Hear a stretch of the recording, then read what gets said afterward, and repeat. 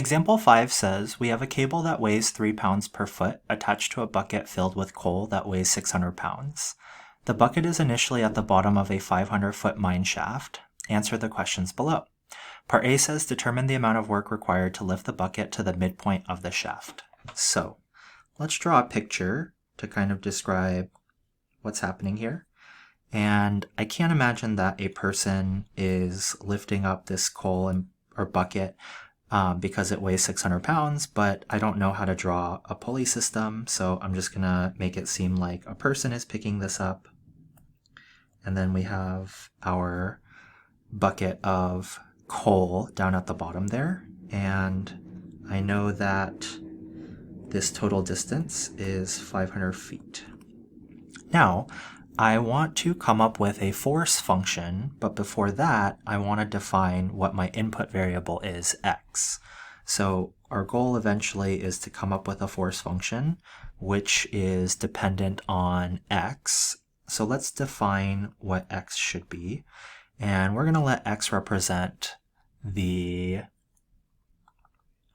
amount of cable that has been pulled up.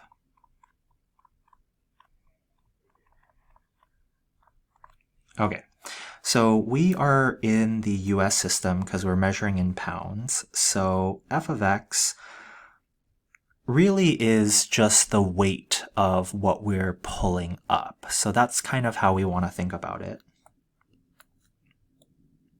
And what I want to do is I want to think about the force or the weight as really coming with two components. And one of the components is the bucket filled with coal. And then the other thing is the cable. So our force function is essentially the weight of the cable. And then the other component to our force function is the weight of the bucket / coal.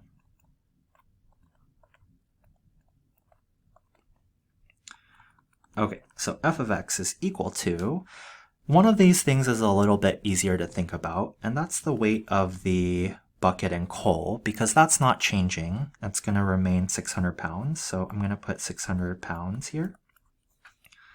And now what we want to do is we want to figure out the weight of the cable. And why don't you take a moment, pause the video, and see if you can come up with the weight of the cable. So we know that the cable weighs 3 pounds per foot. And so the thing that I want to multiply this by should represent a distance that we're measuring in feet. So what goes inside of those parentheses? Well, if I don't pull up any amount of cable, that's going to be the heaviest because there's not going to be any slack. But after maybe I've reached the midpoint, that means that there's going to be slack of my rope on the ground here or wherever. And so I don't really have to concern myself with the weight of that slack cable because it's, some of it's already been pulled up, which means that the weight of the cable should be the heaviest at the bottom of the shaft. And so what if we put x here? Is that going to make sense? Well, x, remember, represents the amount of cable that has been pulled up. So at the bottom of the shaft, that means that no amount of cable has been pulled up. And so at that stage, x would equal 0. And that doesn't quite make sense because that would say that f of 0 is 600. But we know, again, at the very beginning that that's going to be the heaviest. So if your instinct was to say x, it's actually going to be 500 minus x. And again, this is in feet. So what's going to end up happening is this feet and this feet will cancel out. And then we'll have pounds plus pounds, which is going to give us pounds at the very end. So let's kind of simplify. Our force function f of x is equal to 3 times 500 minus x plus 600.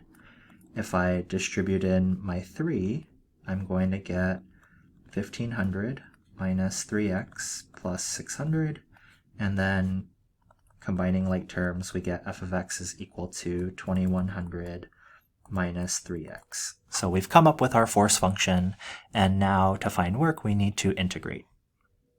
So part A earlier asked us to find the amount of work that it would take to pull up the bucket halfway to the midpoint. So that means that we'd be integrating from 0 to 250, since half of 500 is 250. And then this is the force function that we're integrating.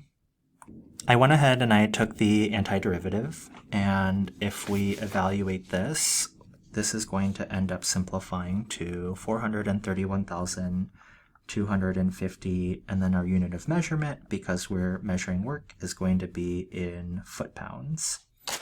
So part B asks us to determine the amount of work required to lift the bucket from the midpoint of the shaft to the top of the shaft. And really the only difference now is that we are going to change our limits of integration. So B, our work is equal to, and our limits of integration now should be from 250 to 500. And if you were to predict, what would this number be in relationship to part A? How would they compare? Take a moment to think about that.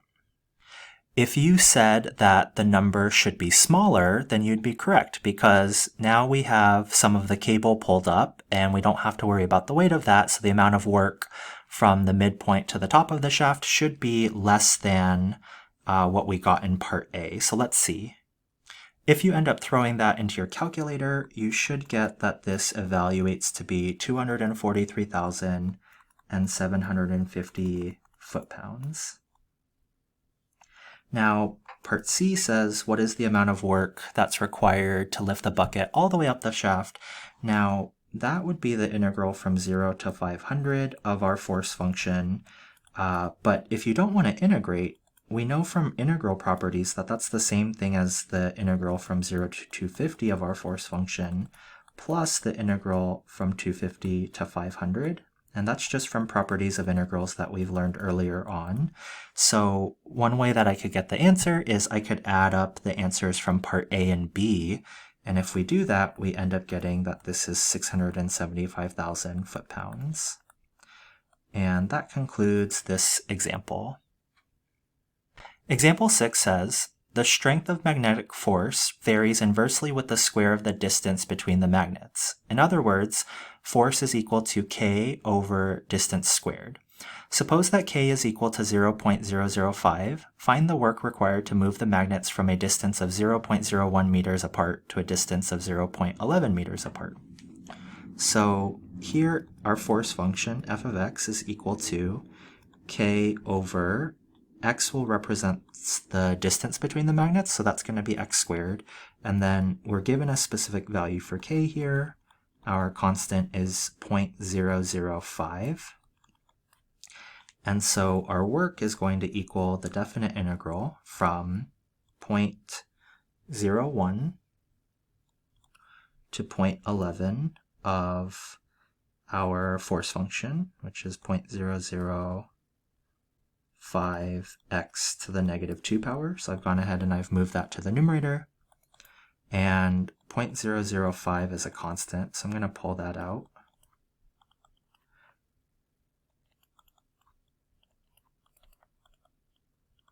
And then the antiderivative, we can use the power rule. So I'm going to increase my power by 1 and divide by that new power. And I'm evaluating from x equals 0.01 to x equals 0.11. And if you throw that into your calculator, you should get that this is 0.45 repeating, and then joules. Oops. So there's our final answer for this example.